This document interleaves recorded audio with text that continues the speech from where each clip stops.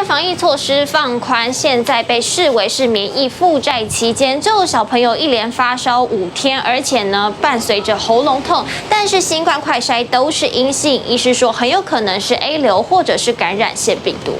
除了要想新冠的可能性，同时医师还得多判断，因为现在多重病毒在社区夹击，尤其孩童得注意。以前比较会是季节性的，或者是至少 A 流可能还是偏冬天过年那一阵子比较大爆发这样子，但是最近就是又整个延后，所以就是跟最近的病毒又整个和在一起。看看疾管署监测数据就知道，正值长病毒流行期，尤其5岁以下孩童得提高警觉。5月21号到27号，长病毒门诊较前一周上升4%，门急诊类流感就诊人次也较上一周增加4.4%，同时还有新冠正处于第4波，以 XBB 变异株为主。除了 A 型流感，它有所谓的特效药抗病毒药物的治疗之外呢，其他像是新冠肺炎的感染或者是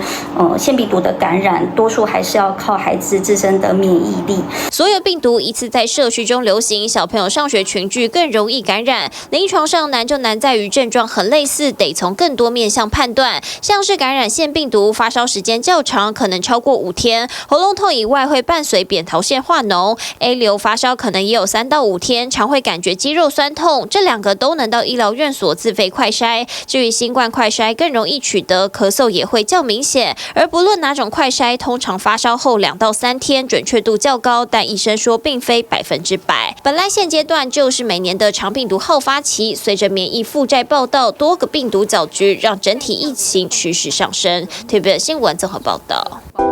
想看最完整的新闻内容，记得下载 TVBS 新闻网 APP。